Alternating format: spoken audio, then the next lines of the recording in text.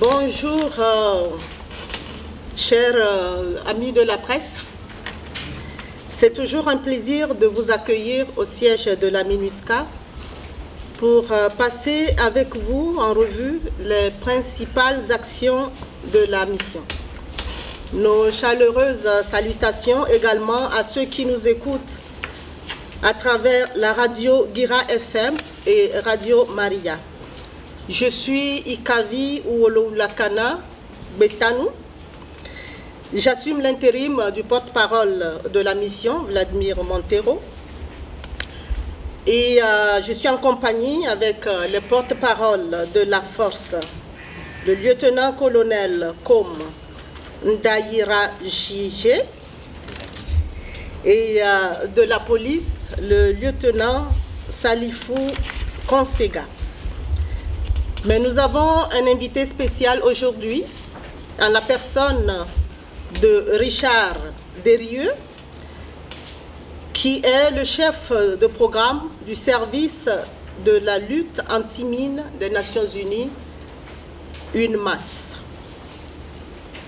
Nous ouvrons cette conférence de presse sur des notes plutôt positives, en soulignant que le pays est toujours au centre de l'intérêt et au cœur des préoccupations de la communauté internationale.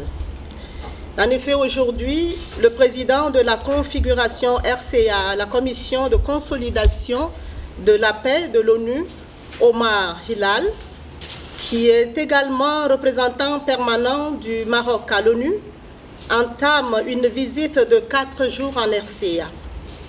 Au moment même où je vous parle, il rencontre le chef de l'État au Palais de la Renaissance et profitera de sa présence dans le pays pour échanger avec plusieurs autorités centrafricaines et des principaux acteurs de la vie politique et sociale. La semaine prochaine, c'est le secrétaire général adjoint aux affaires humanitaires et coordonnateur des secours d'urgence, Stéphane O'Brien, qui effectuera une visite dans le pays pour faire sa propre évaluation de la situation humanitaire grave dans le pays et afin de joindre sa voix au plaidoyer international en faveur de la RCA. Ces visites interviennent au moment où le pays fait face à la recrudescence de la violence armée qui fait d'importantes victimes et provoque un accroissement de déplacés internes. La MINUSCA est sur tous les fronts et en perpétuel mouvement pour des exigences de protection des populations. Un mot à présent sur le retrait des troupes congolaises de la MINUSCA, un sujet qui fait des vagues. La réaction des populations se comprend car aujourd'hui, la MINUSCA est à même de sécuriser la population. La MINUSCA a pris des dispositions pour le bon déroulement de ce retrait. Nous nous sommes employés à éviter un vide aux endroits occupés par ce contingent. Déjà, les troupes camerounaises sont déployées sur le terrain et commencent à prendre position dans les zones occupées par le bataillon congolais. Il est important de souligner que le secrétaire général, Antonio Guterres, a été personnellement en contact avec les plus hautes autorités congolaises et ont convenu du retrait ordonné de ce contingent.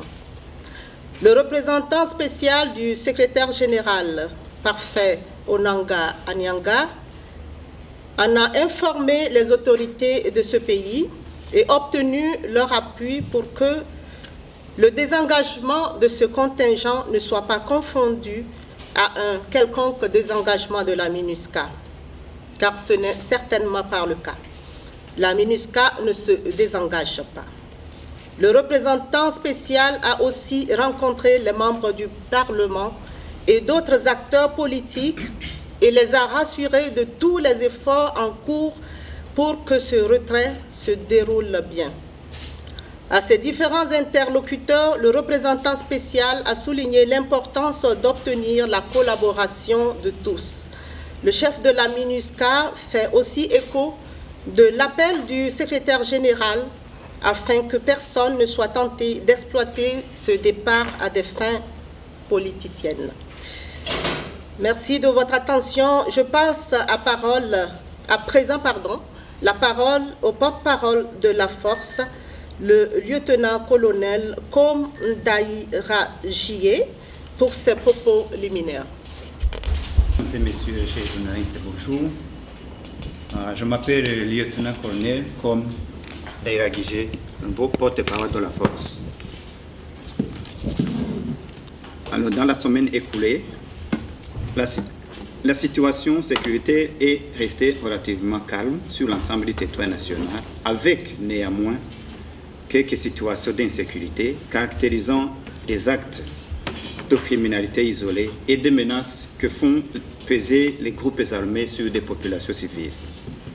Afin de contrecarrer ces violences ou d'autres actes menaçant la stabilité de l'ensemble des régions du pays, la force de la MINUSCA est à l'œuvre de façon permanente, combinant tous les moyens humains et matériels pour répondre présente aux aspirations de la population. À Bangui, vous avez pu le constater vous-même, la capitale connaît actuellement une situation sécuritaire globalement stable, mais dont le revirement pourrait être imprévisible. En conséquence, et pour pallier à toute une éventualité, la force maintient constamment sa collaboration avec les forces de sécurité gouvernementales pour répondre à toutes les situations d'urgence. Ainsi, 331 patrouilles ont été menées à Bangui de jour comme de nuit pour renforcer l'ordre et la sécurité pour la population de la capitale.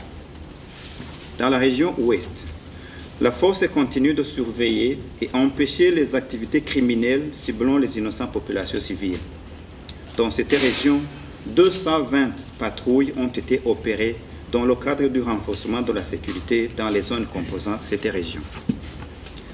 Les patrouilles de longue distance se poursuivent pour renforcer la sécurité dans toute la région.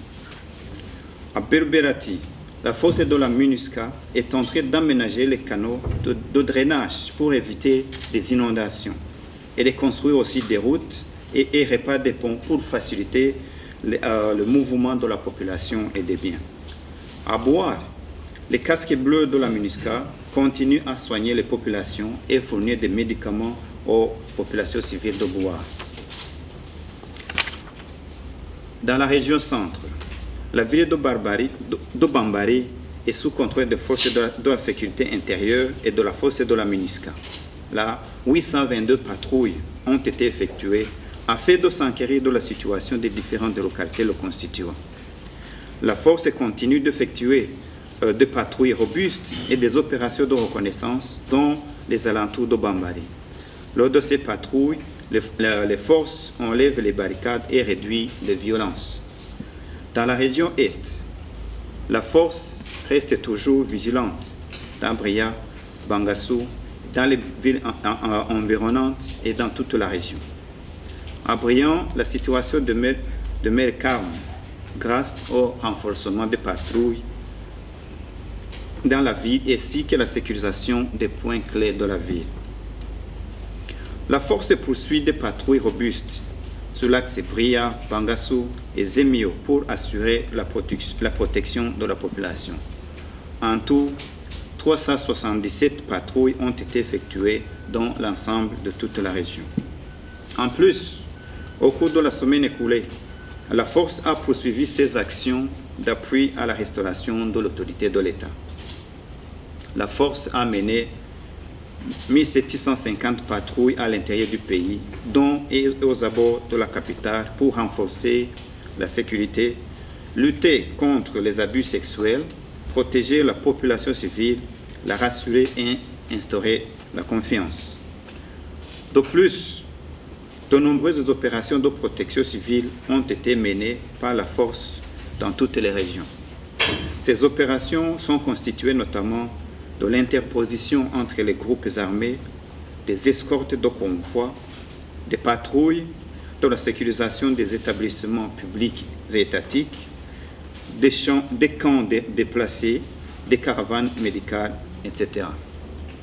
Il faut aussi rappeler que des travaux de réhabilitation dans certaines pistes rurales sont assurés par les équipes génie travaux de la force et continue afin de faciliter la circulation des personnes et des biens sur l'ensemble. Merci madame, bonjour mesdames et messieurs les journalistes, bonjour chers amis auditeurs. Au cours de la semaine écoulée, un calme relatif a été noté à Bangui malgré des coups de feu sporadiques. À l'intérieur du pays, la quiétude des populations a été troublée par des exactions de certains groupes armés, notamment à Pawa, avec l'enlèvement des maires des villages de Bélé et de Benda, dont le dernier cité a été ensuite assassiné par des éléments anti-Balaka. 2 enfants ont trouvé la mort dans un incendie qui a fait également un blessé et détruit plusieurs magasins au quartier Bornou à Bambari. De même, l'assassinat d'un jeune homme à Bossangwa a été suivi de l'incendie de plusieurs habitations en guise de représailles. À Boire et Bria, 2 cas d'enlèvement par les groupes armés ont été signalés. Un accident grave de la circulation routière est survenu au PK12 sur l'axe Bambari-Ipi, occasionnant une vingtaine de morts et une cinquantaine de blessés, dont plusieurs dans un état grave. À Kakabandoro, une embuscade tendue par des hommes armés s'est soldée par 1 mort et 2 blessés. Ces différentes situations ont donné lieu à une ouverture d'enquête. Le tableau des infractions enregistrées fait ressortir 6 cas de meurtre, 1 cas d'attaque armée, 1 cas d'agression à main armée, un viol sur mineur, 4 blessés par balle, 1 cas de vol à main armée et 2 tentatives de vol, 1 cas de coups et blessures volontaires, l'enlèvement de 3 personnes et la séquestration de 4 autres, 3 incendies volontaires. La police MINUSCA a poursuivi sa collaboration avec les forces de sécurité intérieure en vue d'assurer la protection des populations civiles tout en exécutant ses missions habituelles d'escorte et de protection de hautes personnalités, les gardes statiques au niveau des institutions de l'État, les opérations de lutte contre la délinquance. Dans le cadre du recueil d'informations, elle a mené des actions de proximité auprès des autorités administratives, coutumières et des populations locales. Le 4 juillet 2017 à Alindao, 24 éléments anti-Balaka ont été interpellés avec la collaboration de la force et transférés à Bambari pour des besoins d'enquête. Au cours de la semaine écoulée, la police de la MINUSCA a transféré de Kakabandoro à Bangui 7 détenus, dont 3 pour crimes de guerre, 3 ayant participé à l'attaque contre la base de la MINUSCA le 1er juillet et le 7e pour vol qualifié. Ils ont tous été remis aux autorités judiciaires centrafricaines. L'unité de police constituée de UPC2 de la Mauritanie, forte de 140 éléments, arrivée à Bangui le 4 juillet, a rejoint Bria où elle a été déployée suivant le plan opérationnel de la police MINUSCA. L'arrivée de cette unité porte à 12 le nombre des unités de la police de la MINUSCA. Merci de votre attention. Merci beaucoup. Bonjour à tous, bonjour aux auditeurs de Radio Guira ainsi que de Radio Maria. Alors c'est pas effectivement, je n'interviens pas toutes les semaines lors de cette conférence de presse. Je pense que vous m'avez déjà vu pour certains d'entre vous plusieurs fois. Alors je vous ai laissé des éléments sur vos tables. Vous verrez, il y a beaucoup d'informations à votre disposition et c'est principalement, notamment par rapport à ce stylo de travail qui je pense sera intéressant. Pour vous, c'est surtout pour vous permettre de vous rappeler, à chaque fois que vous allez écrire sur des sujets qui concernent l'armement et les munitions, pour vous rappeler qu'une masse est là, et qu'il sera intéressant pour vous de me contacter directement ou la chargée de communication d'une masse pour qu'on puisse effectivement clarifier ensemble et vous expliquer un petit peu ce qui se passe, notamment quand il y a des incidents ou des événements ou des rumeurs qui peuvent se propager sur des armes ou des munitions dans Bangui. Voilà, après cette petite introduction, un rapide aperçu d'une masse pour ceux qui ne connaissent pas. Donc une masse, c'est le service de lutte antimine des Nations Unies.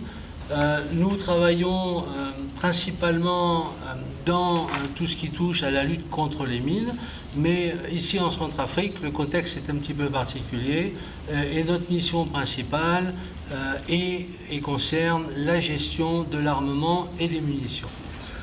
Donc ici en Centrafrique, il y a des quantités considérables d'armes, de munitions obsolètes et de restes d'explosifs de guerre. Des munitions de petit calibre circulent partout dans le pays. Des conditions modestes de stockage, l'absence d'une législation efficace sur la gestion des munitions, ainsi que l'instabilité sécuritaire régnante menacent la vie civile et les infrastructures locales. Une masse s'est déployée en RCA en janvier 2014.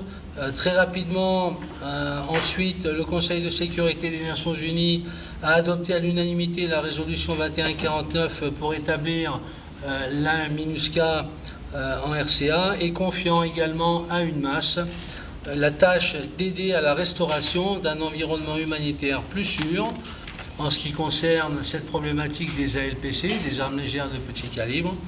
Le mandat de la MINUSCA a été renouvelé, comme vous le savez, sous la résolution 2301 qui mentionne un paragraphe qui est assez clair, en paragraphe 41, sur notamment cette gestion de l'armement des munitions.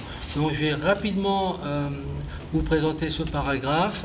Le paragraphe prie les autorités centrafricaines et les partenaires internationaux, ainsi que les entités des Nations Unies concernées, agissant en coordination avec la MINUSCA et le service de lutte anti-mine des Nations Unies, donc UNMAS, de s'attaquer aux transferts illicites, à l'accumulation déstabilisatrice et à l'utilisation abusive d'armes légères et de petit calibre en République centrafricaine, et d'assurer de façon sûre et efficace la gestion, l'entreposage et la sécurité des stocks d'armes légères et de petit calibre, ainsi que la collecte ou la destruction des stocks excédentaires, des armes et munitions saisies non marquées ou détenues illicitement. Ce paragraphe souligne à quel point il importe d'intégrer également ces éléments à la réforme du secteur de la sécurité et au programme de désarmement, démobilisation, de réintégration et dans le cas échéant de rapatriement. Voilà, donc comme vous le voyez, on a effectivement un mandat qui est très clair ici en Centrafrique. On appuie directement l'autorité nationale, le gouvernement centrafricain dans tout ce qui touche à la gestion de l'armement et des munitions, et on appuie également la MINUSCA plus principalement dans les domaines de protection des civils, de soutien à la réforme du secteur de la sécurité, ainsi que du processus de prédésarmement et du DDR. Voilà. L'impact d'une masse jusqu'à présent en RCA, vous avez les informations dans la fiche que je vous ai fournie. C'est la destruction de 374 123 munitions qui étaient principalement à Bangui, mais également en province. 194 tonnes d'explosifs commerciaux et 790 armes découpées de façon professionnelle, mais également avec l'assistance du personnel, des FACA, des gendarmes et de la police, puisque du personnel a été formé à cette occasion. Ici, à Bangui, 22 armureries ont été construites et réhabilitées. Différentes formations ont été réalisées au profit des forces nationales et onusiennes en ce qui concerne la gestion de l'armement et des munitions. Et plus de 400 000 bénéficiaires ont reçu des séances d'éducation au risque en ce qui concerne les explosifs de guerre et les armes légères de petit calibre. Voilà. Donc, actuellement, nous apportons effectivement un soutien direct au gouvernement et nous avons récemment travailler avec eux pour l'établissement d'une feuille de route pour la mise en place de la Commission nationale ALPC. Je pense que vous vous souvenez qu'au mois de février de cette année, le président de la République a signé le décret établissant une commission nationale contre la prolifération des armes légères de petit calibre. Et à ce titre, et par rapport au soutien qu'une masse fournit et l'appui qu'une masse fournit au gouvernement, nous avons travaillé ensemble à l'élaboration d'une feuille de route pour aider et appuyer à la mise en place de cette commission.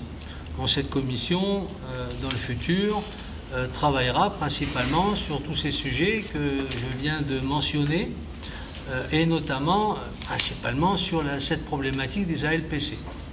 Donc maintenant, je vais peut-être aborder le sujet qui est dans les journaux depuis maintenant une quinzaine de jours et qui, effectivement, a vraiment suscité notre étonnement au niveau d'une masse. J'étais en vacances et j'ai appris effectivement que un stock d'armes avait